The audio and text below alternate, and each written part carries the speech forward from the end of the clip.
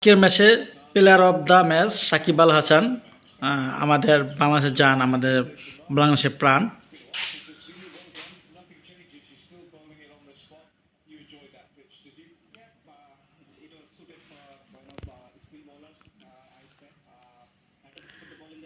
সাকিব আল হাসান বাংলাদেশের জান, বাংলাদেশের প্রাণ।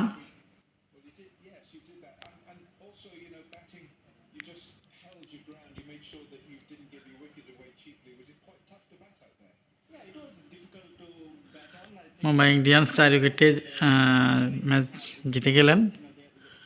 আজকের মূলত ম্যাচের সাকিব আল হাসানের হাত ধরেই ম্যাচটা জিতছে।